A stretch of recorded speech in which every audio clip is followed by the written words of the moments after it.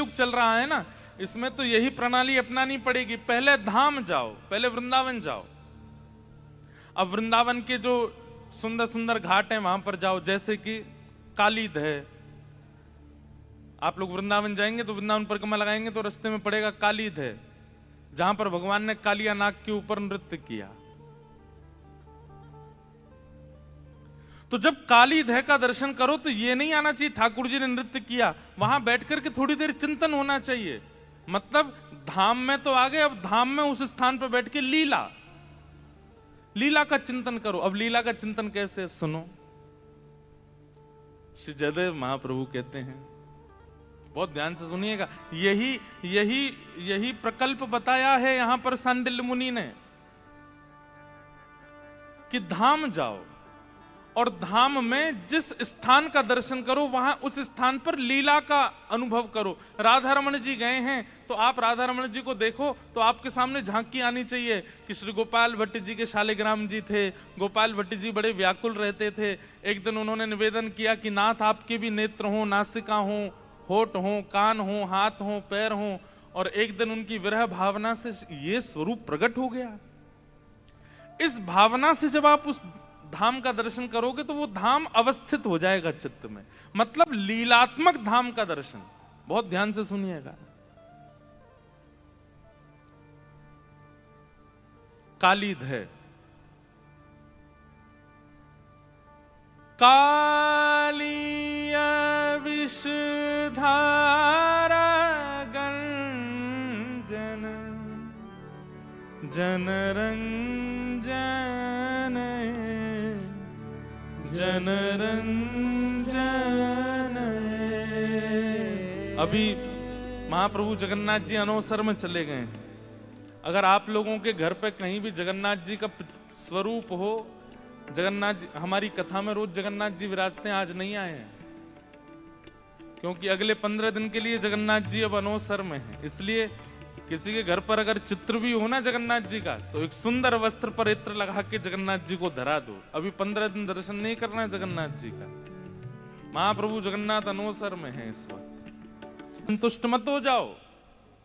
अब आप वृंदावन गए, वृंदावन परिक्रमा में कालीद का दर्शन किया। भैया ये कालीद है, तो आप ना सोचोगे बोले ठाकुर जी की गेंद गिर गई थी जमुना जी में तो ठाकुर जी कूद गए और कालिया नाग ऊपर आया, उसके फणों पर नृत्य करके ठाकुर जी ने उसको यहां से भगा दिया। अब यहां एक बात आती है। जयदेव महाप्रभु कहते हैं, बोले ठाकुर जी आप एक मुष्टिक प्रहार करते हैं और एक मुष्टिक प्रहार में अघासुर, बकासुर, धेनुकासुर इन सबका आप वध कर देते हैं। पूतना जैसी राक्षसी का आप केवल पयोधर पान करके वध कर देते हैं। अपनी इकन्नी उंगली के नख पर आप गिरिराज जी को धारण कर लेते हैं और इतना आपने नृत्य किया कालिया नाग के ऊपर, फिर भी वो मरा नहीं। क्यों? हमारे मन में कभी नहीं आई ये बात। कितना नृत्य किया। भागवत जी में वर्णन आता है कि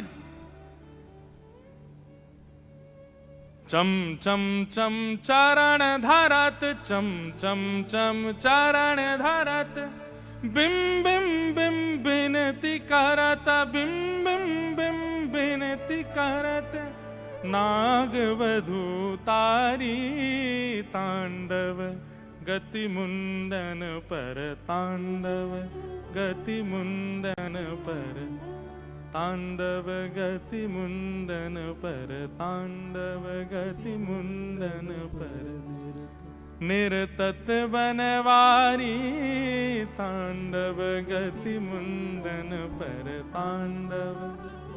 हमारे ब्रज में गाते हैं पद, चम चम चम चरण धरत। ठाकुर जी कैसे चरण धर रहे हैं? बोले कि 108 मुख हैं कालिया नाग के और वो जिस जीव को बाहर निकालता है। अब ठाकुर जी अभी 14वें नंबर वाले सिर के ऊपर हैं और उसने जीव निकाली 80 नंबर वाले की, तो ठाकुर जी सीधे वहां कूदते हैं। जिस जीव को निकालता उसी पर ठाकुर जी का दूसरा छोटे से कन्हैया, इतना विशाल कालिया नाग और इतनी द्रुत गति से ठाकुर जी उसके ऊपर नृत्य कर रहे हैं।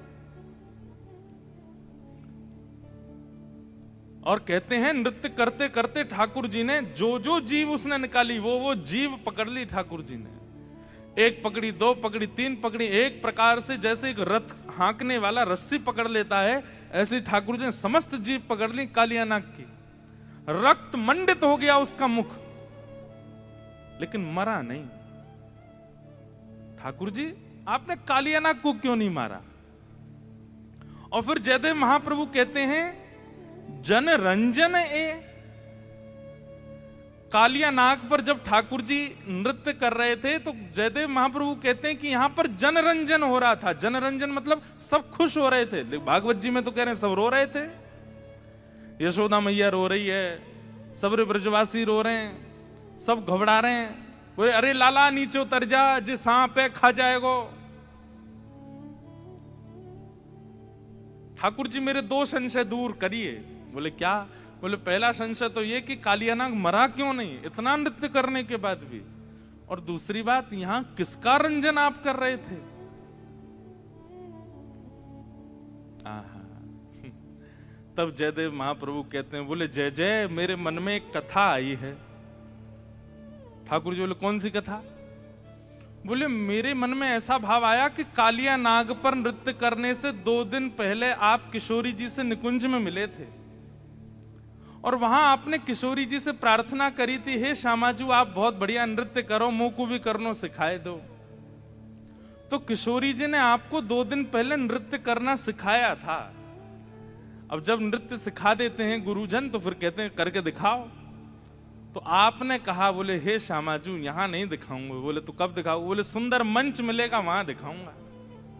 मंच मिलेंगे, देखवे वाले दृष्टा मिलेंगे, तब आपको नृत्य दिखाऊंगा। ठाकुर जी हमें ऐसा लगता है कि कालिया नाग वध नहीं किया आपने। ये कालिया उद्धार लीला जो थी, ये श्री जी को आप नृत्य दिखा रहे थे। आप कंडुक क्रीड़ा करके गए, कालिया नाग के जैसे ही फन खुले तो आपने देखी याते बढ़िया मंच नहीं मिलेगो, ऐसा गुदगुदो मंच है बढ़िया वर्सेटाइल मंच है, सबसे बढ़िया मंच है। तो आप उसके ऊपर चढ़ गए और चढ़ करके आप जब नृत्य कर रहे थे तो सामने खड़े ब्रजवासी तो रो रहे थे, लेकिन पीछे खड़ी हुई श्यामाजू वो आपकी एक एक अदा को देख रही थी। आप हाथ कैसे कर रहे हैं, आप चरण कैसे कर रहे हैं, आप नेत्र कैसे घुमा रहे हैं, आपकी मुस्कान कैसी है। इसलिए जनरंजन है। बोले जन कौन है? ब्रजवासी जन। और उन ब्रजवासी जनों की अधिष्ठात्री किशोरी जी का आप रंजन कर रहे थे।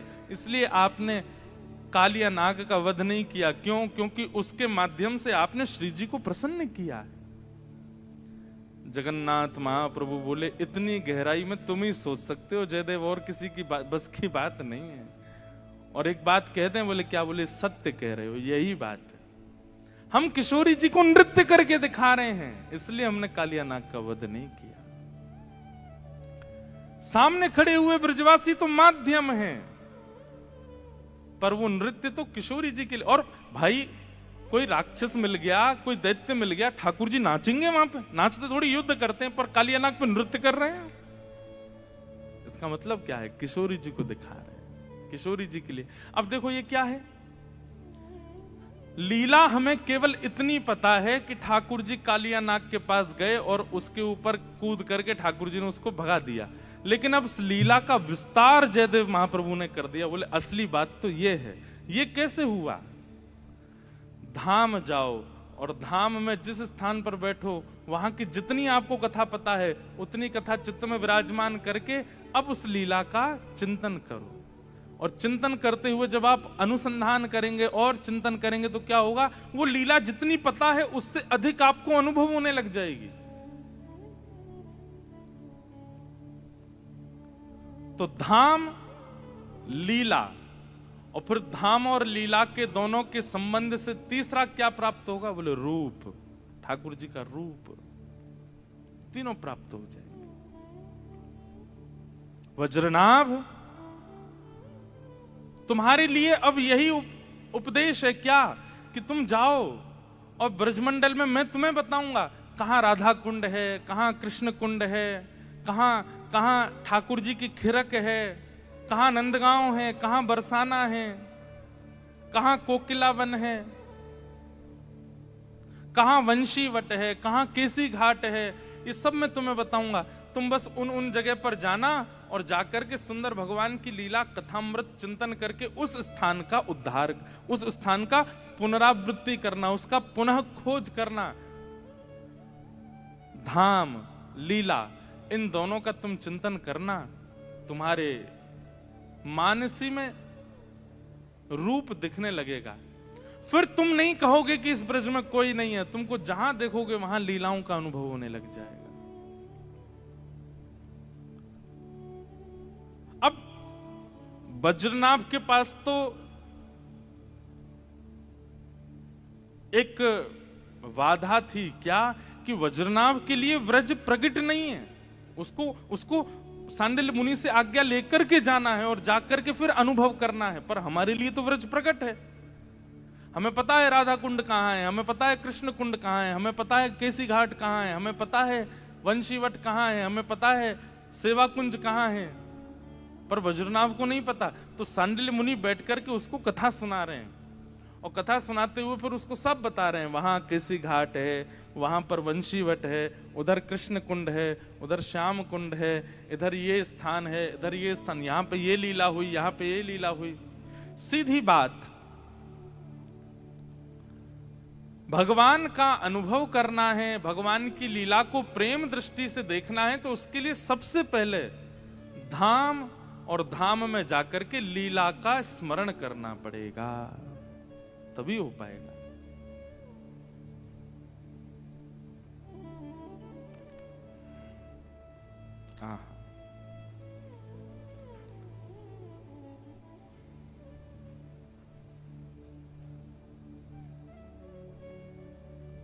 निकल पड़े वज्रनाभ और ब्रज का उत्थान करने लगे। जो भगवान कृष्ण के जाने के बाद व्रज पूरा वनमय हो गया था, उस वन को अब उत्थान करके उसको व्यवस्थित करने लगे वज्रनाभ। लीलाएं सुनते हैं और सुनकर के फिर जाते हैं, उस स्थान को खोजते हैं, उसको प्रकट करते हैं। व्रज को 2 बार प्रकट किया गया है बंधुओं कलिकाल में, बहुत ध्यान से सुनिएगा। पहले तो भगवान के परपौत्र वज्रनाभ ने किया, उसके बाद व्रज पुनः अपने आप को ढक लेता है, उसके बाद उस व्रज को प्रकट रूप सनातन गोस्वामी, स्वामी श्री हरदास जी महाराज, हितरवंश महाप्रभु आदि आदि आचार्यों ने फिर से किया।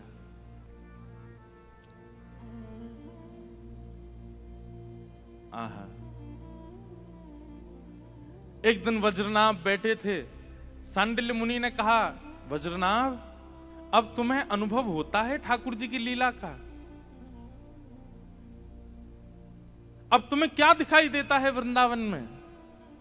तब वज्रनाभ यमुना तट पर बैठे बैठे कहते हैं, हे सांडिल्य मुनि, एक सुंदर वेणु की ध्वनि आ रही है मेरे कान में, ऐसा लग रहा है श्याम सुंदर पीछे ही खड़े हैं और पीछे खड़े होकर के वंशी बजा रहे हैं। मधुर लीलाओं में एक मधुर लीला है जिसका नाम है छाक लीला। छाक लीला का मतलब क्या है? ठाकुर जी जब वन भोज करने के लिए जाते हैं, वन में अपने अपने घरों से सब ब्रजवासी निकल के आते हैं, अपनी अपनी बछिया गैयाओं को लेकर के, और सब नंद भवन पर प्रतीक्षा करते हैं कि लाला आ रहा होगा। तब अपनी छोटी छोटी गैयाओं को लेकर के ठाकुर जी आते हैं बाहर। और कैसे आते हैं वो झांकी कैसे पता है? घुटने से ऊपर ऊपर तक ठाकुर जी धोती पहनते हैं, कमर में सुंदर काली कमरी बांधते हैं, उसमें वंशी खोंच लेते हैं, एक गैया हाकवे की छड़ी ऐसे कंधे पर लटका लेते हैं, और उस छड़ी के अंतिम भाग में एक पोटली टंगी होती है, उसमें छाक, छाक माने भोजन, भोजन यशोदा मैया ने रखे हैं, कछु रोटी रखी, मक्खन रखे हैं, मिश्री रखी है, वो छाक लटका करके सब ब्रजवासी देखेंगे किसकी छाक बड़ी है।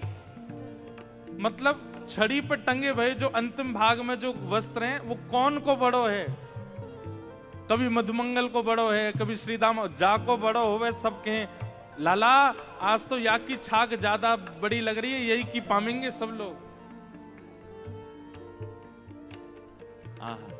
लेकिन ठाकुर जी की जो छाक है वो सबसे छोटी होती है। क्यों?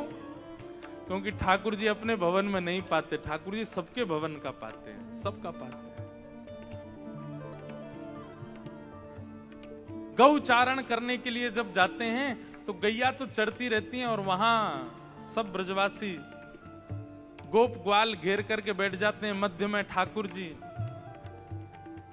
सुकाचार्य जी वर्णन करते हैं, विभ्रद वेणुम जठर पटयो शांग वेत्रे च कच्छे वामे पाणे मृषण कवलम तत्फलम लांगुलीषु तिष्ठन मध्य। चारों तरफ गोप ग्वाल बैठ जाते हैं और बीच में ठाकुर जी बैठते हैं और सबसे पूछते हैं, भैया कहां कहां लेके आए हो, नेक नेक बताओ। एक लीला है कि यशोदा मैया ने आज लाला के काजे सुंदर दही भेजी, लेकिन जैसे ही कोई सामग्री ठाकुर जी के पास आती है, ठाकुर जी का भाव है कि पहले श्री जी को निवेदित करते हैं, किशोरी जी को निवेदित करेंगे, अच्छी सामग्री आवेगी फिर उसके बाद पाते हैं। तो आज जैसे ही वन में भोजन करने के लिए ठाकुर जी गए तो सबसे ज्यादा भूख लगती है ठाकुर जी के सखा मधुमंगल को। वन में पहुंचने की देरी नहीं होती कि चिल्लाना शुरू कर, लाला भूख लग रही है बहुत जोर से, जल्दी से छाक खोल ले, लाला अभी तो भूख लग रही है, कब पहुंचेंगे हम, कब बैठेंगे, जल्दी खोल ले, अरे मुकु श्रीदामा की छाक में ते अचार की खुशबू आ रही है, लाला जल्दी खोल ले। ठाकुर जी कहें तो नेक में ही भूख लगी आवे, भोजन को कोई नाम बोल दे तेरे मुंह में ऐसा पानी आवे, तो सुबह बाल भोग ना करके आयो, करके आयो लाला, इतने चल के आए ना बात मेरो सबरो भोजन पच गो, मुंह फिर तो भूख लगी आई। तो कई बार ऐसा होता है कि जब बच्चे स्कूल लंच बॉक्स लेके नहीं जाते हैं ना, भूल जाते हैं, या माता जी उठी नहीं सो के, हमारी माता जी तो उठती थी, कई बच्चे ऐसे हमारे मित्र आते थे वो लंच नहीं लेके आते थे, उनसे पूछते क्यों नहीं लेके आए, और मम्मी सो रही थी। मैं तो तुझे किसने तैयार किया, बोले कि पापा ने तैयार करके भेजा। अब पिताजी को रसोई बनानी आती नहीं, मैंने कहा अब तू भोजन कैसे करेगा, बोले कह रहे थे पिताजी की लंच टाइम तक आ जाएगा, तो होता था। फिर लंच टाइम पे वो कोई आते थे नीचे से, टीचर वो तुम्हारा लंच बॉक्स आ गया ले आओ, ऐसा होता था। आप लोगों के संग पता नहीं, हमारे संग तो होता था। कई बच्चे ऐसे आते थे, उनकी माता ही सोती रह गई तो बेचारे लंच पीरियड पे ही उनका लंच बॉक्स आता था। तो कई बार यशोदा मैया सोती नहीं रह जाती हैं, ठाकुर जी ही जल्दी भाग जाते हैं, छाक लेके जाते नहीं। तो फिर यशोदा मैया किसी सखी के हाथ छाक भिजवाती हैं, उसको कहते हैं छकियारन। क्या बोलते हैं? जो ठाकुर जी की छाक लेके जाती है, छकियारी। तो इसमें दो बातें हैं कि ठाकुर जी छाक लेकर के क्यों नहीं जाते। उसमें पहली बात तो ये है कि ठाकुर जी को ये लगती है ग्वाल बाल बेचारे द्वार पे इतनी देर तक ठाड़े हैं, मेरे दर्शन के काजे, मैं विलंब ना करूं, जल्दी चलो जाऊं। तो ठाकुर जी जल्दी बाहर आ जाते हैं। और दूसरा भाव ये है कि ठाकुर जी जब छाक लेकर के नहीं जाते तो किसी गोपी को अवसर मिलता है छाक लेके वन में जाने का, और उसको ठाकुर जी के दर्शन का सौभाग्य मिल जाता है। पीछे वाले नेक नेक आगे खिसक आओ, हाँ थोड़े थोड़े आगे आ जाओ, पर बिना इधर उधर देखे आगे आओ, हमको देखते हुए आओ। गांधी धाम वाले इससे भी बड़ा हॉल बनवा लो अगली बार के लिए, तब आवेंगे। आप लोग इतने भाव से आते हैं, इतने प्रेम से श्रवण करते हैं, तो ध्यान से सुनना। ये छवि का दर्शन वज्रनाभ को हो रहा है जो हम अनुभव करा रहे हैं। तो आज ठाकुर जी छाक लेकर के नहीं आए। मधुमंगल बोलो मुझे तो भूख लग रही है, अरे मेरे तो पेट में दर्द है लगो, अरे मुझे तो बहुत जोर से भूख लगी है। सब सखा के बोले लाला जी तो भूखो ही रहे 24 घंटा, या तो नेक में ही भूख लगी आवे। सुबह बाल भूख करके निकला है घर से, वो केवल इतनी दूर गयो है कि केवल घर से निकल के वृंदावन से बाहर यमुना जी के तट पर, इतने में तो भूख लगी आई उसको। और ये कैसो है, अभी छाक आरोग लेगो, छाक पालेगो, और छाक पावे के बाद जब वापस घर जाएगो फिर रोने लगेगो कि मुझे भूख लग रही है, मेरो सबरो पच गो, चल के आए हूं, इतनी भूख लगे। मधुमंगल बोलो लाला भूख लग रही है। ठाकुर जी बोले मैं तो छाक लायो नहीं हूं, कोई छकियारी आ रही होगी देखियो। तो मधुमंगल ऊंचे ऊंचे वृक्षों पर चढ़ करके ढूंढ रहा है, अरे कोई छकियारी आई का, कोई छकियारी आई का, कोई भोग लेके आ रही है का घर से। और बार बार कहे लाला अभी तो कोई दिख ना रो, अभी तो कोई आए ना रो। तो ये लीला एक दो दिन की नहीं है, रोज सी होती है। तो छकियारिन दूर से देख लेती है कि एक पेड़ पर मधुमंगल चढ़ा हुआ है और ये भोजन की प्रतीक्षा कर रहा है, तो जानबूझ के छकियारी कहीं और चली जाती है कि और व्याकुल हो जाए। लेकिन आज यशोदा मैया ने ऐसी सुंदर दही भेजी, क्योंकि यशोदा मैया को पता रोटी तो ये दूसरे इनके घर की खावेगो, मैं कुछ सामग्री भिजवा दूं। वह दही को देख करके ठाकुर जी के मन में इतना सुख आयो। जैसी छकियारी आई, मधुमंगल नीचे आगो, आकर के लड़न लगो, हेरी तो इतनी देर लग गई, इतनी देर लगो करे, हम यहाँ भूखे बिलबिला रहे हैं, भूख लग रही है, लाला बेचारो भूखो बैठो है। ठाकुर जी बोले सांची बोले कर, कोई और भूख ना लगी, यही लग रही है सबसे ज्यादा। लेकिन दही का रूप रंग देखते ही ठाकुर जी बोले ये तो पहले श्री जी को पधरानी चाहिए। और तुरंत मधुमंगल के हाथ से ठाकुर जी ने दही ले ली। बोले सुनो बैठो यहीं पे। बोले लाला कावे हो? बोले तो पता है हमारे ब्रज में एक वृक्ष है। बोले तो वह वृक्ष के नीचे सामग्री धरवे थे, वृक्ष में थे अमृत बिंदु गिरे, वो अमृत बिंदु गिरते ही भोजन जो है का अमृत तुल्य है जाए, वाकु पावे के बाद में युवावस्था बनी रे। मधुमंगल बोला अच्छा लाला। फिर बोले नेक देर प्रतीक्षा कर, मैं यहां में अमृत बिंदु डलवा के लाऊं। अरे लाला हमारे तो प्राण ही नहीं कर जाएंगे, तू कहां जाएगा? ठाकुर जी बोले तू बैठो रे मैं जा। बोले हम ले चल। बोले ना एक ही व्यक्ति जा सके, ज्यादा जामे तो अमृत ना निकले। अच्छा ठीक है लाला चलो जा। ठाकुर जी लेकर के दही सीधे पहुंचते हैं गिरिराज जी, और गिरिराज जी में जाकर के श्री जी को पवाते हैं, श्री जी के संग छाक लीला करते हैं। ठाकुर जी कुंज और निकुंज दोनों में एक साथ लीला कर लेते हैं। जहां ग्वाल बाल है ये कुंज है, और जहां श्री जी है वो निकुंज है। भैया कोई चिल्ला करके मत बोलो, पीछे से कथा चल रही है ना, धीमे धीमे बोलो। सब लोग इधर देखो। श्री जी को जाके पवा दी। श्री जी ने खूब प्रेम से पाई, और जब श्री जी ने भोग लगाया ठाकुर जी बोले अब दे दो, अब लेके जाऊं या है। और जैसे ही आए वापस आकर के सब ग्वाल बाल मचल रहे हैं। बोले लाला भूख लग रही है, जल्दी बैठ जा आए के। ठाकुर जी बीच में बैठ गए, चारों तरफ ग्वाल बाल सबको प्रेम से पवा रहे हैं ठाकुर जी। तो हमारे अष्ट सखा गाते हैं आज दधी मीठो मदन गोपाल, ऐसो दही हम कबहू न चाखो, सुन गोकुल के नाथ। लाला सांची कह रो तू यहाँ बढ़िया वारो अमृत दिलवा के लायो है, ऐसो मीठो तो हमें कभी मिलो ही नहीं है। क्यों? श्री जी का अधरामृत है। आज ठाकुर जी इतने प्रसन्न हो गए कि ये मधुर सामग्री लाकर के देने वाली वो छकियारिन कौन सी है, उसको ढूंढो, क्योंकि उसने श्री जी के अधर से हमारे छाक को पहुंचवा दिया। आज उसको इनाम मिलना चाहिए। तो ठाकुर जी जब लौट करके आए हैं तो उस छकियारिन को ढूंढ रहे हैं। यशोदा मैया से कह रहे मैया आज तेने कौन सी गोपी भेजी छाक लेके? तो मैया बता रही है वो गोपी। तो ठाकुर जी उसके घर गए, और जैसे ही उसके घर गए हैं वज्रनाभ इस लीला का दर्शन कर रहे हैं। हाँ, ठाकुर जी आज वन में गए, छाक लीला करके वापस आए, और वापस आकर के एक सांवल सखी, एक सांवली सखी जो छाक लेकर के गई थी, उससे ठाकुर जी घर जाकर के हृदय लगा रहे हैं। और ये दर्शन किसको हो रहा है? वज्रनाभ को। किस प्रभाव से? धाम दर्शन और धाम दर्शन करते हुए लीला श्रवण। धाम दर्शन और लीला श्रवण ये दो साधन किए हैं, और इनका परिणाम क्या हुआ कि रूप का अनुभव होने लगा, दिखने लगे ठाकुर जी। जिस वृंदावन में कोई नहीं दिख रहा था वज्रनाभ को, उस वृंदावन में लीला दिखने लगी, गली दिखने लगी, चौबारे दिखने लगे, अटारी दिखने लगी, सखियां दिखने लगी, लीलाएं दिखने लगी। सांडिल्य मुनि के चरणों में प्रणाम किया, बोले भगवान सब आपकी कृपा। तो ये भजन का रूप है। सबसे पहले तो धाम जाओ, और धाम में जिस स्थान पर जाओ उस स्थान की लीला श्रवण करो।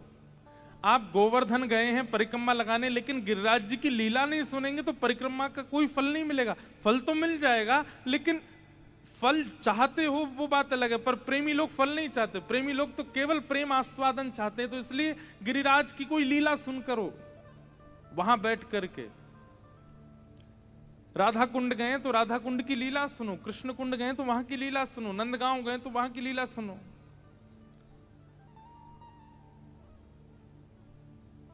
अब एक गांव है हमारे ब्रज में पैंठा, उस जगह का नाम है पैंठा। उसका नाम पैंठा क्यों पड़ गया? बोले जब भगवान श्री कृष्ण वृंदावन से लीला पूरी करके मथुरा गए तो भगवान का ऐश्वर्य रूप मथुरा चला गया, लेकिन श्री कृष्ण चतुर्भुज रूप धारण करके वहीं बैठ गए। तो गोपियां दर्शन करते ढूंढती ढूंढती जा रही थी, कृष्ण कहां है, श्याम सुंदर कहां है। तभी उन्होंने एक जगह देखा 4 भुजा वाले ठाकुर जी बैठे हैं। तो 4 भुजा वाले ठाकुर जी वो स्वयं कृष्ण ही हैं, लेकिन 4 भुजा थी। तो 4 भुजा देख करके बोली, अरे कोई देवता बैठो है हमारे ब्रज में, या तो प्रार्थना करके यूं कह दो कि 2 भुजा वालों कन्हैया हमको दे दो। ऐसी उनकी निष्ठा 2 भुज ठाकुर जी में कि 4 भुजा वाले श्याम सुंदर से भी 2 भुजा वाले ठाकुर जी मांग रही हैं, हमारो मुरली वारो श्याम, हमारो मुरली वारो श्याम। चतुर्भुज भगवान बोले मैं ही हूं श्याम सुंदर। तो गोपी कह रही आप नहीं हो। विनवंशी वनमाल कंठिका नहीं पहचानत नाम। अरे 2 भुजा वाले और बिना वंशी के हम पहचाने ही ना ये कौन है। हमारो कन्हैया तो 2 भुजा वारो। तो ये गोपियां रोज जाती थी। कहां? बोले चतुर्भुज बैठा, और बैठा बैठा थी वो पैंठा। वहां चतुर्भुज भगवान बैठे, इसलिए नाम पड़ गया पैंठा। अब लीला धाम पर जाकर के जब चिंतन करोगे और नेत्रबंद करके उसका खूब निरध्यासन करोगे तो धीरे धीरे धीरे धीरे धीरे धीरे क्या होगा, उस लीला में विस्तार दिखने लगेगा। और ऐसा भी हो सकता है कि आप किसी तीर्थ में जाओ, वहां की कथा ना पता हो, लेकिन आपके पहुंचते ही वहां की कथा अपने आप आपके चित्त में आने लग जाएगी, अपने आप जागृत होने लग जाएगी। यहां ये लीला हुई होगी, यहां ऐसा कुछ हुआ होगा, दिखने लगा वज्रनाभ को। लेकिन वज्रनाभ, सांडिल्य मुनि बोले अब तुम प्रसन्न हो, अब तुम खुश हो, अब दूसरा काम और करो वज्रनाभ। बोले क्या? अब तुमने ब्रज के धामों का तो उत्थान कर दिया, ब्रज में लीला स्थलियों को तो खोज लिया, अब ब्रज में लोगों को लाओ जो ऐसे रसिक प्रेमी हों, जो ब्रजवासियों के वंशधर हों, उन सबको ब्रज में ला ला के विराजमान करो। लेकिन वज्रनाभ ने कहा कि भगवान मैं लोगों को तो ले आऊंगा, लेकिन सबके चित्त में लीला प्रकट हो पाए ये संभव नहीं है। और सबसे बड़ी बात, मेरी 16,100 माताएं हैं, वे रोती रहती हैं कृष्ण विरह में, उनके लिए मैं क्या करूं? तब सांडिल्य मुनि बोले तो फिर तुम एक काम करो। बोले क्या? ठाकुर जी का एक विग्रह निर्माण करो और एक मंदिर में ठाकुर जी का विग्रह विराजमान करके उनकी आराधना, पूजा, सेवा प्रारंभ करो। जब रूप में ठाकुर जी सामने होंगे तो लीला सुनने में और सुख मिलेगा। तब कहां गए वज्रनाभ? कंस के कारागृह में, जहां भगवान श्री कृष्ण ने जन्म लिया। और कंस के कारागृह में जहां पर ठाकुर जी का प्रादुर्भाव हुआ, उस शिला से 3 रूपों का निर्माण किया, गोविंद देव, गोपीनाथ और मदन मोहन। सब लोग इधर देखो, ध्यान से सुनो। वज्रनाभ ने 3 रूपों का निर्माण करवाया। गोविंद देव वैसे तो अनेक रूप बने, करवाते गए। कई सारे रूप ऐसे हैं जिनके ऊपर ऐसा प्रमाण है कि ये वज्रनाभ भगवान के परपौत्र ने ही निर्माण करवाए। पर प्रधान रूप से गोविंद देव, गोपीनाथ और मदन मोहन, इन 3 रूपों का निर्माण वज्रनाभ ने करवाया। किस लिए? कि व्रज में जब ब्रजवासी रहने लग जाएं, उनकी माताएं जो व्याकुल रहती हैं, वे सब इनका दर्शन करके सुख को प्राप्त होंगे। नहीं तो व्रज आके सब दुखी हो जाएंगे कि यहां से श्री कृष्ण चले गए, रोता विलकता छोड़ गए सबको। 3 रूपों का निर्माण कराया। फिर कालांतर में भविष्य में ये तीनों रूप भूमिगत हो गए। तब चैतन्य महाप्रभु ने रूप सनातन गोस्वामी से कहा कि वृंदावन में वज्रनाभ भगवान के परपौत्र ने 3 रूप बनवाए थे, गोविंद देव, गोपीनाथ और मदन मोहन, और वो तीनों वृंदावन में भूमिगत हो गए। तुम जाकर के उनको प्रकट करो। तब पर वास्तव में इन तीनों रूपों का निर्माण वज्रनाभ ने करवाया, और उस शिला से करवाया जिस शिला पर देवकी मैया ने ठाकुर जी को जन्म दिया। भगवान की जन्म वेदी से निर्मित ठाकुर जी हैं ये।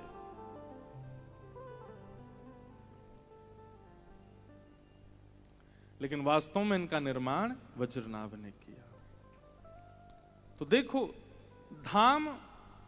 धाम में लीला श्रवण और फिर लीला का अनुसरण, और उससे क्या प्राप्त हुआ? रूप की प्राप्ति हो गई।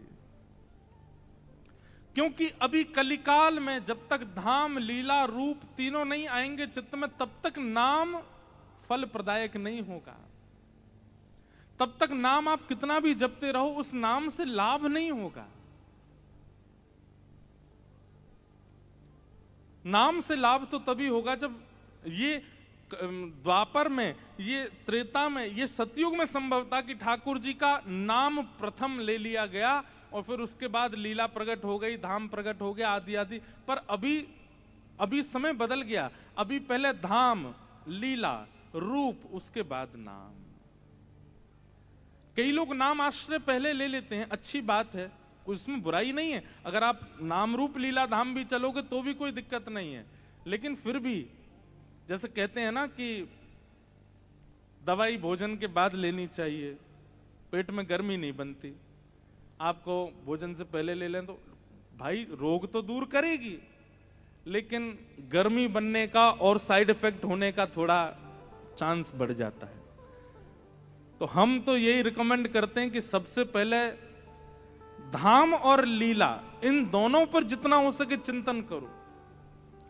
ठाकुर जी के धामों का दर्शन और उन धामों में भी लीलाओं का श्रवण। यहां कौन सी लीला हुई, यहां कौन सी लीला हुई, यहां कैसी लीला हुई, यहां कैसी लीला हुई, आदि आदि। और फिर उसके बाद उसका चिंतन, और चिंतन के बाद जब रूप प्रकट होने लग जाए चित्त में, वो लीला प्रकट होने लग जाए, तब नाम जप में बैठो।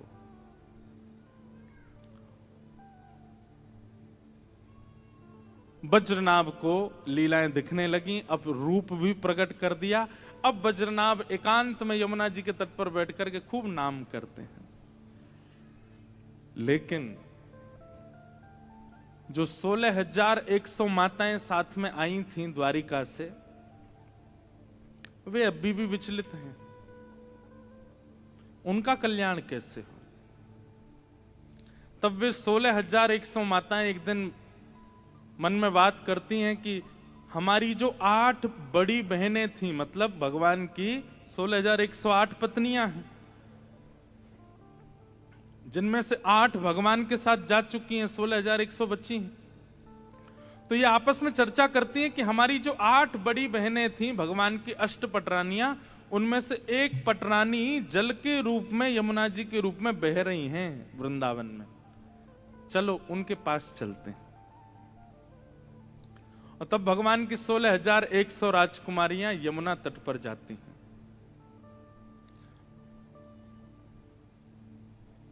और यमुना तट पर जाकर के श्री यमुना जी से प्रार्थना करती हैं, हे श्री यमुना जी, आप हमारी बड़ी हैं, भगवान के अष्टपटरानियों में से एक हैं। हमें बहुत विरह होता है, हम बहुत रोती हैं, बहुत विलकती हैं, बहुत परेशान होती हैं चित्त में। कृपा करके आप हमें कोई ऐसा मार्ग बताओ जिससे हमारा विरह शांत हो जाए। बहुत ध्यान से सुनिएगा। तब यमुना महारानी के तट पर गई हैं और श्री कालिंदी कह रही हैं, आत्मा रामस्य कृष्णस्य ध्रुवमात्मास्ति राधिका तस्य दास प्रभावेण विरहोस्मान् न संस्पृशेत्।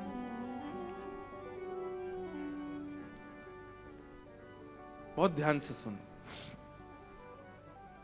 16,100 राजकुमारियां भगवान की यमुना तट पर बैठी हैं और कह रही हैं कि हे श्री यमुना जी, प्रति क्षण हमें कृष्ण की इतनी याद आती है, इतना विलाप होता है, ठाकुर जी का इतना हमको स्मरण होता है, हमारे चित्त का विरह शांत नहीं हो रहा है। कृपा करके आप हमें कोई मार्ग बताइए। हम धाम तो आ गए, हम वृंदावन तो आ गए हैं, लेकिन हमारे मन को चैन नहीं मिल रहा है। इतने में ही श्री यमुना जी प्रकट हो गई। और कैसे प्रकट हुई पता है? आंखों में काजल लगा है, मुख पे लालिमा लगी है, गले में सुंदर हार पहन रखे हैं और यहां पर सौभाग्य सिंदूर लगा रखा है, सुंदर लाल चुनरी ओढ़ रखी है, सुंदर आभूषण देख करके ये 16,100 राजकुमारियां बोली, हमने अपना स्वरूप परिवर्तित कर दिया क्योंकि श्री कृष्ण लीला पूरी करके चले गए और आप अभी भी सौभाग्य चिन्ह धारण करके खड़ी हो। आपके मुखमंडल पर यह प्रसन्नता, आपके चित्त की ये प्रसन्नता ऐसा प्रतीत कराती है कि श्री कृष्ण आपसे दूर नहीं हुए। अरे वो पूरी लीला करके चले गए हैं और आप ऐसे सज-धज के घूम रही हो। यमुना जी बोली, कहां गए श्री कृष्ण? बोले वो लीला पूरी करके चले गए।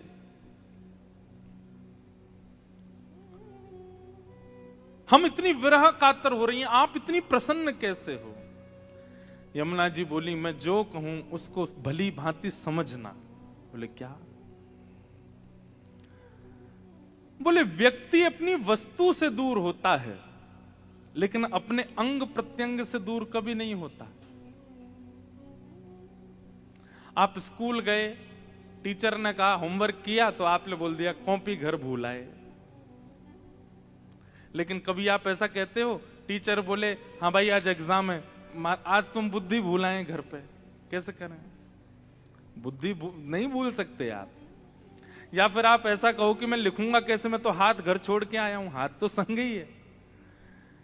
यमुना जी कहती हैं व्यक्ति उससे दूर होता है जो उसका कभी था ही नहीं। बहुत ध्यान से सुनिएगा, व्यक्ति उससे दूर होता है जो उसका कभी था ही नहीं, पर आत्मा तो उसकी ही होती है और वो उसके साथ ही रहता है हमेशा।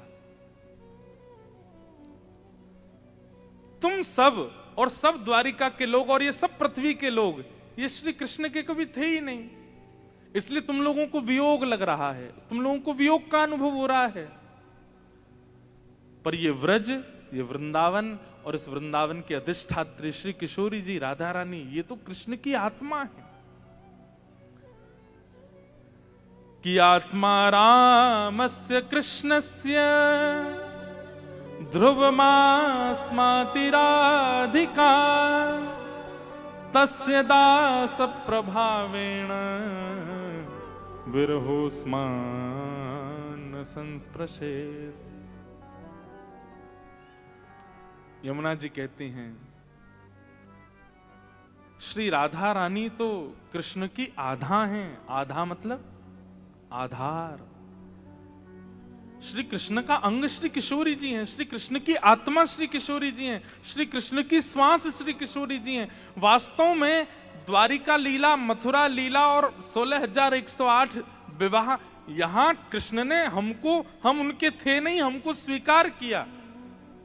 पर किशोरी जी और ब्रजवासी तो सदा से उन्हीं के हैं, उनसे कभी एक नहीं अलग नहीं होता। आज हमने कथा के प्रारंभ में ही गाया, कृष्ण चित्त स्थिता राधा राधा चित्तस्थितो हरि जीवने निधने नित्यम राधा कृष्ण गतिर्मम।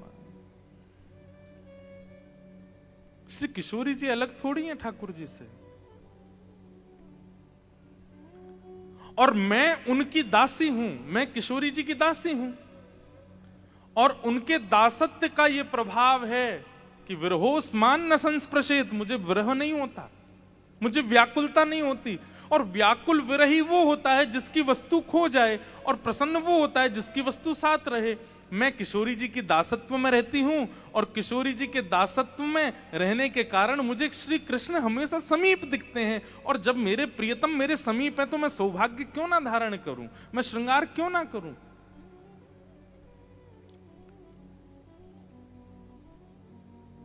इसलिए मुझे विरह नहीं होता।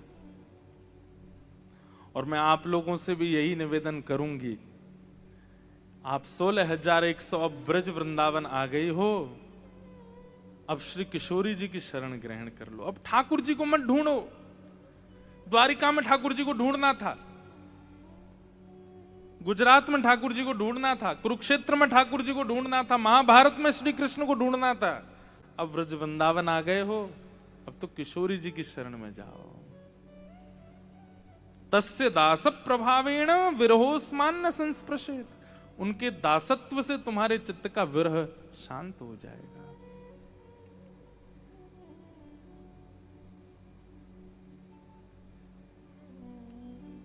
किशोरी मोहे अपनो ही कर लीजे, किशोरी मोहे अपनो ही कर ली। गाइए, किशोरी मोहे अपनो ही कर लीजे, किशोरी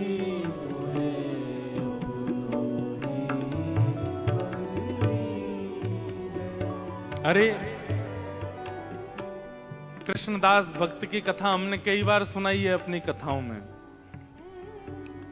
नंदगांव में कृष्णदास नाम के एक भक्त रहते थे। सुंदर कुटिया बनाई, बगीचा बनाया। सब लोग इधर देखो, ध्यान से सुनो, जिन्होंने नहीं सुनी हो। नित्य नंदगांव में रहते थे,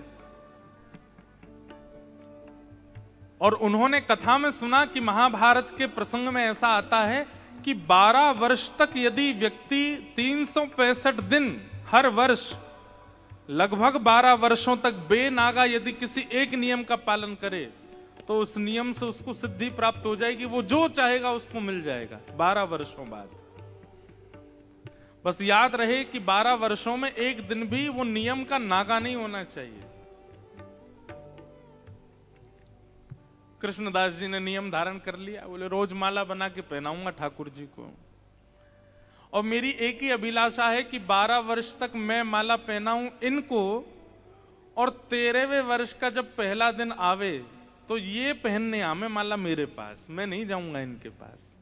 मुझे यही फल चाहिए। कृष्णदास जी रोज अपनी कुटिया से पैदल जाते, नंदगांव ऊपर पहाड़ी पर चढ़ते, और नंद भवन में, अच्छा नंदगांव कितने लोग गए हैं? ब्रज वाले, यहां वाले नहीं। ब्रज वाले नंदगांव कितने? मुझे पता है यहीं वालों ने हाथ उठाया था। यहां पे भी नंदगांव है ना। ब्रज वाले नंदगांव कितने गए? ऊपर करो सीधे हाथ। वाह, खूब लोग गए हैं। अच्छा देखो वहां के दर्शन बताएं। कृष्ण बलराम बिल्कुल डिट्टो, एक जैसे, एक जैसी आंखें, एक जैसी नाक, एक जैसे ओष्ठ, एक जैसे गाल, एक जैसा सिर, एक जैसा मुकुट, बिल्कुल सब एक जैसा है। अच्छा जो लोग नहीं गए हैं, कैमरा वाले भैया के पास अगर इंटरनेट में हो नंदगांव के दर्शन तो एक बार स्क्रीन पर दिखाना। कृष्ण बलराम दोनों श्याम वर्ण के हैं वहां पे, जबकि बलराम जी हमारे गौर वर्ण हैं, लेकिन नंदगांव में कृष्ण बलराम दोनों श्याम वर्ण के हैं। आप पता नहीं कर पाओगे कि इनमें कृष्ण कौन है और बलराम कौन है। केवल एक भाव से पता चलता है कि ये कृष्ण है। बोले कैसे? बोले यशोदा मैया के बगल में जो खड़े हैं ये कन्हैया हैं, दाऊ दादा के पास जो खड़े हैं ये बलराम जी। उससे पता चलता है कि कृष्ण कौन से। एक सी वंशी, एक सी पोशाक, एक सा मुख, एक से हाथ में छड़ी लकुटी, एक सा मुकुट, सब कुछ एक जैसा है नंदगांव में। तो कृष्णदास बाबा रोज जाते थे नंदगांव, और नंदगांव में ठाकुर जी को माला पहनाते थे। देखो ये रहे, एक जैसे हैं बिल्कुल। अब इनमें कन्हैया कौन से हैं? जो यशोदा मैया के बगल में खड़े हैं वो कन्हैया हैं, और जो दाऊ दादा के बगल में खड़े हैं ये बलराम जी हैं। आहा, बोलो नंद के लाला की, दोनों लाला। ऐसे ब्रज में बड़े बड़े। अच्छा, यहां पे आपको एक और बात बताऊं, बलराम जी कारे क्यों हैं? बलराम जी तो गोरे हैं, तो कारे क्यों हो गए? ठाकुर जी को बहुत खिजा रहे थे। खिजाना समझते, चिढ़ा रहे थे। ठाकुर जी को बहुत चिढ़ा रहे थे। क्यों चिढ़ा रहे थे? बोले मोसो कहे मोल को लीनो, तू जसुमती कब जायो। ठाकुर जी ने जाके यशोदा मैया शिकायत कर दी, मैया जे बलदाऊ बहुत खिजायो मोए। बोले कहा कहवे? बोले मोते यो कहवे तो हम मोल पे लेके आए हैं, तू नंद रानी यशोदा के यहाँ थोड़ी जन्मो है। यशोदा मैया बोली लाला ऐसे ही बोले। बोले ना है मैया, मोकू बलराम की बात पे भरोसा है को है। मैया बोली क्यों? बोले यशोदा गोरी, नंद बाबा गोरे, मैं कारो कैसे जायो? तुम दोनों गोरे हो और ये बलराम भी गोरो है, मैं कारो कैसे है को? मैया तू सांची में मुंह को मोल पे लेके आई। और मैया एक बात और सुन। बोले कहा बलराम यो ना कहवे कि 10-20-50 सोने की मोहरते मुंह को खरीद के लाइयों के आधी रोटी पे लेके आए हम तो है। यशोदा मैया बोली लाला ऐसे रोयो मत करे ना मैया, तो पे दो ही रास्ता है। बोले कौन से? बोले या तो मोए गोरो कर या बलराम कारो कर। यशोदा मैया बोली भैया कारी को गोरो बनाना बड़ो कठिन काम है। आज तो नहीं है, उस समय ब्यूटी पार्लर तो थे नहीं, लेकिन गोरे को कारो बनाया जा सके। तो यशोदा मैया ने पकड़े बलदाऊ जी और लेके काजर सीधे मुंह पे, नाक पे, आंख पे, पूरे मुंह पे कर दिए। लाला देख बलराम। बोला हाँ अब बढ़िया लगा। ए मेरो बलदाऊ भैया कैसा सुंदर लग रहा हो। या हमारे नंदगाम में दोनों कारे कारे खड़े हैं। देखो पहचान ही नहीं सकते कि आप बलराम जी कौन से हैं, बिल्कुल एक जैसे। अब देखो ये लीला सुनी। अब लीला सुनने के बाद जब आप धाम जाओगे ना, और धाम पर जाकर के इस लीला का चिंतन करोगे, तो आपको मूर्तिमंत नहीं दिखेंगे, आपको जड़त्व का अनुभव नहीं, आपको चैतन्य दिखने लग जाएंगे। ठाकुर जी की तो सचल हैं, ये लीला कर रहे हैं। कृष्णदास बाबा रोज जाते नंदगांव, और नंदगांव में जाके ठाकुर जी को माला पहनाते। वो कहते लाला मेरी बस एक ही अभिलाषा, मैं 12 वर्ष तक यही नियम को पालन करूंगा। ना नाम जप करूंगा, ना साधन करूंगा, ना संध्या करूंगा, ना वंदन करूंगा। केवल एक नियम, क्या? बगीचा में पुष्प उगाऊंगा, पुष्प तोड़ के माला बनाऊंगा, तो को पहनाऊंगा। और 12 वर्ष बाद बस मुझको एक ही फल तोते चाहिए कि 13वें वर्ष के पहले दिन मैं नहीं आऊंगा, तू मेरी कुटिया पे आवेगो माला पहन दे। सुनने में बहुत आसान लगता है, 12 साल एक नियम का पालन, और उसमें भी नामापराध में कहते हैं कि आज जो नियम किया कल उस नियम में आज से ज्यादा उत्सुकता यदि नहीं हुई तो वो नियम खंडित माना जाएगा।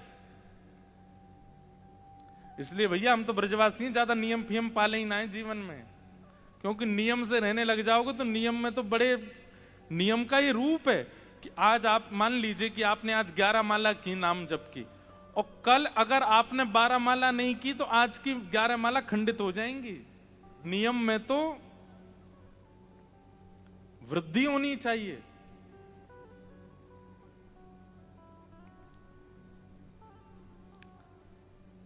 तो कृष्णदास बाबा रोज जाते, माला पहनाते, और ठाकुर जी कान में कहते 5 साल है गए, 5.5 वर्ष है गए, अब तो लाला 8 वर्ष है गए, 9 वर्ष है गए, 10 वर्ष है गए।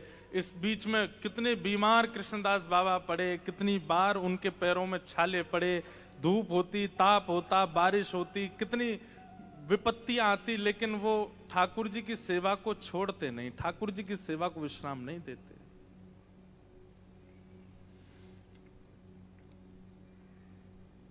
12वां वर्ष आ गया। अब तो लाला 6 ही महीना रह गए, अब तो 2 ही महीना रह गए, अब तो 1 ही महीना रह गया, अब तो 10 ही दिन रह गए, अब तो 5 ही दिन रह गए, अब तो 3 ही दिन रह गए। और जिस दिन अंतिम दिन था 12वें वर्ष का, उस दिन रोते हुए कृष्णदास बाबा जा रहे हैं। जिस गली से जाते उस गली को प्रणाम करने, बोले आज मैं अंतिम बार आ रहा हूं, अब नहीं आऊंगा। नंद भवन की दहली को प्रणाम कर रहे हैं, नंद भवन के प्रत्येक खम्भ को प्रणाम कर रहे हैं, और भीतर जाके नंद बाबा, यशोदा मैया, बलराम जी सबको प्रणाम कियो, और लाला के गले में माला पधरा करके बोले सेवा पूर्ण भई अब मेरी, अब मेरी सेवा पूरी है गई लाला, अब मैं जा रहा हूं, 56 भोग बनाऊंगो, रबड़ी बनाऊंगो, अधोटे दूध की बासुंदी बनाऊंगो, पूरी बनाऊंगो, आलू की सब्जी बनाऊंगो, जलेबी बनाऊंगो, और सुंदर माला बनाऊंगो, क्योंकि कल लाला मेरे घर आवेगो। 56 भोग बनाऊंगो लाला, और माला तैयार रखूंगो, बस आए जाइयो।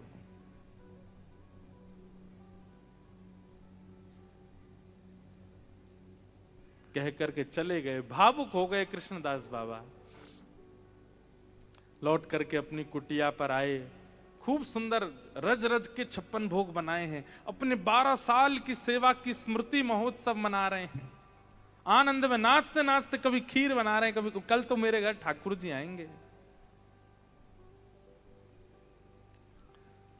दूसरे दिन प्रारंभ हुआ, सुबह से ही मंगला से ही बाबा ने 56 भोग बना करके सुंदर पत्तल लगा करके ऊपर पुष्प आदि बिछा करके तैयारी कर रखी, और उसी रास्ते में, उसी गैल में बैठे हैं, जिस गैल माने रास्ता, जहां से ठाकुर जी को आना है।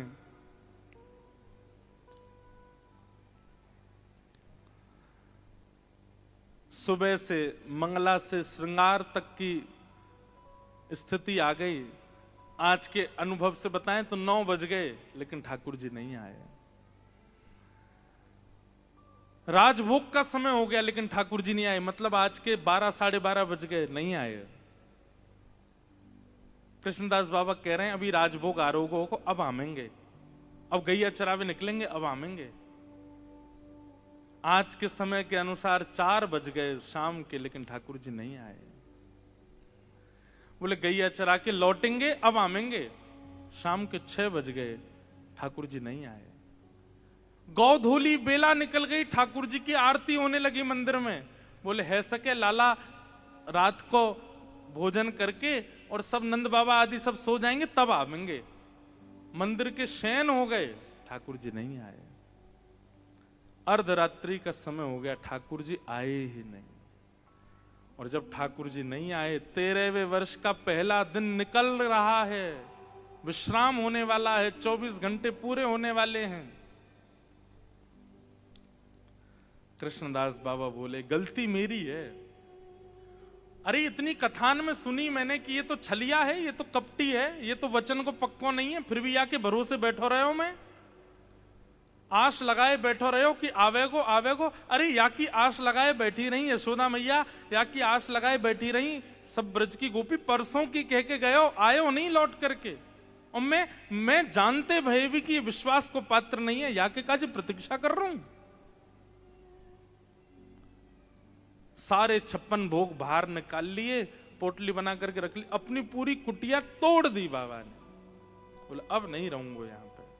एक बांस लेकर के आए, ऊपर से सब छप्पर उड़ा दी, दीवारें गेड़ दी, जो बगीचा पूरा बनाया था पुष्पों का, पूरा बगीचा उजाड़ दिया। बोले 12 वर्ष कहीं और चले गए होते, कोई और की कृपा हम पे हो गई होती, पर या छलिया टेढ़ी टांग वारी के चरणन में बैठे रहे विश्वास करके, ये जानते भाई कि विश्वास तोड़े हमेशा, फिर भी बैठे रहे। अब नहीं रहूंगा यहां पे, पर जाऊं कहां?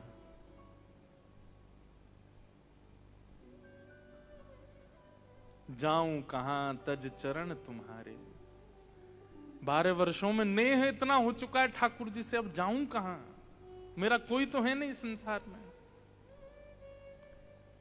तो नंदगांव से 6 किलोमीटर दूर है बरसाना बस। नंद भवन पे ऊपर खड़े होकर के आप सामने देखोगे, आपको बरसाना दिख जाएगा, दोनों पर्वत आमने सामने, 6 किलोमीटर की दूरी है बस। बाबा ने कही, बोले कि 12 साल नंदगांव में रह लिए, 12 दिन बरसाने में रह के और देख लें, का पता किशोरी जी कृपा कर दें। और जैसे ही बरसाने की ओर जान लगे, इतने में ही आगे से असंख्य गायों का झुंड। बाबा बोले, भैया इतनी आधी रात है गई, ये कौन की गैया आ रही है इतनी?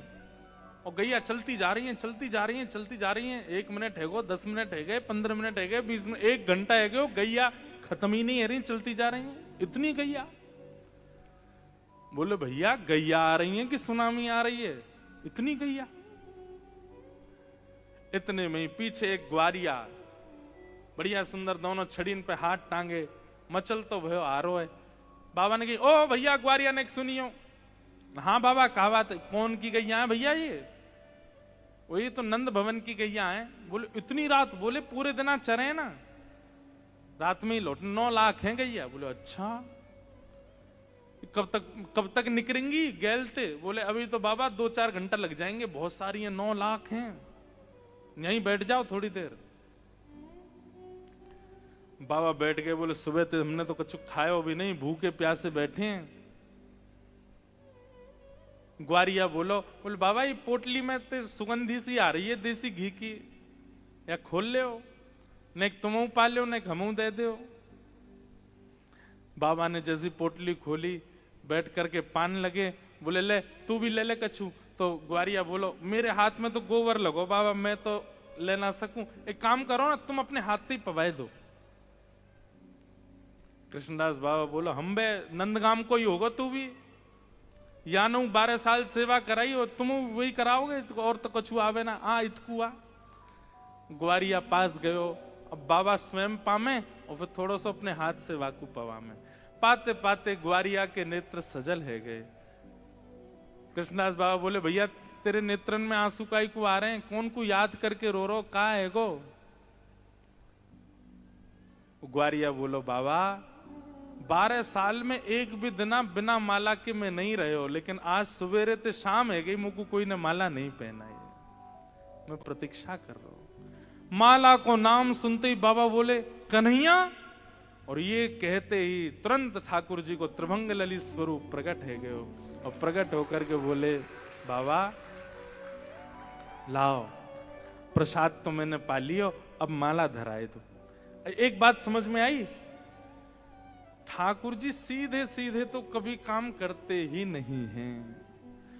मतलब 12 वर्ष के नियम की सिद्धि तो हो गई थी, लेकिन घर आकर के आके बैठ जाएं, मिल लें, खा लें, पी लें, ऐसे तो ठाकुर जी हो नहीं सकता। एक बहन जी ने भजन बनाया, राम आएंगे तो अंगना सजाऊंगी, राम आएंगे तो दीपक जलाऊंगी, राम आएंगे तो यूं करूंगी। तो मैंने, बढ़िया, राम आएंगे तो ये हो सकता, कृष्ण आएंगे तो नहीं हो पाएगा ये। मैं तुम अंगना सजाए बैठे रहो। पता चली कि ठाकुर जी, आज मान लो ठाकुर जी ने कहा कि मैं मिलूंगा, आपने पूरा घर सजा दिया, सुगंधित कर दिया, बढ़िया बत्ती जला दी, सब कुछ कर दिया, सब बहुत बढ़िया, आज ठाकुर जी मिलने आएंगे। पूरे दिन से रात हो जाएगी, नहीं आएंगे। मिलेंगे, लेकिन कैसे मिलेंगे ये वो जानते हैं, वो आपके ऊपर निर्भर नहीं है।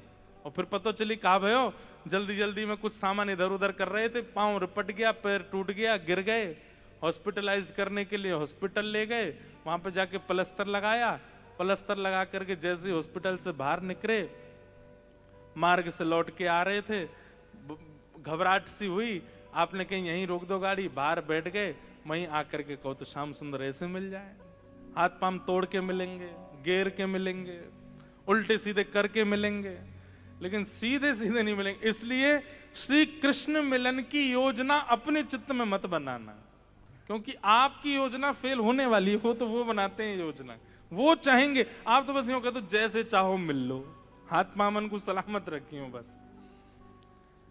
कृष्णदास बोले, छलिया, मां कुटिया में आने में जोर पड़ रहे हो तुम्हें, मेरी कुटिया टूट गई, मैंने पूरा वो उजाड़ दियो, वहां तो मिलवे नहीं आओ, यहाँ ये ग्वारिया को रूप धारण करके आयो। बोल बाबा आ तो गयो, देख तेरे 13वें वर्ष के पहले दिन के 24 घंटा पूरे ना भय और मैं आ गयो। बाबा बोले तुम आए क्यों? ठाकुर जी बोले ऐसे ही बस मेरो मन 12 साल की सेवा पूरी है कि मैं आ गया। बोले नहीं ये बात नहीं है। बोले आप इसलिए आए हो क्योंकि मैं किशोरी जी की तरफ निहार रहे हूं, मैं बरसाने की ओर निहार रहा हूं। आज तक नंद भवन की ओर निहारो मैंने, आज तक नंद भवन की ओर दृष्टि रखी तो कभी अनुभव भी नहीं कराया अपना, और बरसाने की तरफ मुख का कियो कि प्रत्यक्ष प्रकट है क्या मेरे सामने। अब तो मैं बरसाने में ही रहूंगा। और ऐसा कह के सामने ठाकुर जी खड़े हैं, स्पर्श तक नहीं किया कृष्णदास बाबा ने, दौड़े सीधे बरसाने की ओर। बाबा पीछे पीछे ठाकुर जी दौड़, अरे बाबा नेक रुक जा, अरे नेक रुक जा मेरी। बोले ना अब तो श्री जी के चरणन में जाके बात होएगी, जिनकी तरफ मुख करवे से तुम मिल जाओ उनके चरणन में रहेंगे तो कहा होएगा। और तुरंत कृष्णदास बाबा गए बरसाने में जाके, कौन ने की, अरे बाबा तेरा नाम कहा है? बोले पहले कृष्णदास हतो वो तो मर गयो, अब मेरो नाम राधा दास है, अब तो मेरो नाम किशोरी दास है। और बाबा ने अपनो नाम राधा दास रख लियो, वहीं किशोरी जी के शरण में चले गए। सोचो जिन ठाकुर जी के चरणों में 12 साल साधन किया तब भी नहीं मिले, किशोरी जी की तरफ मुख कर लिया तो प्रकट हो गए सामने। ऐसी हमारी किशोरी जी। और ये बात कोई ऐसी मनचली बात नहीं है, यहां पर कह रहे हैं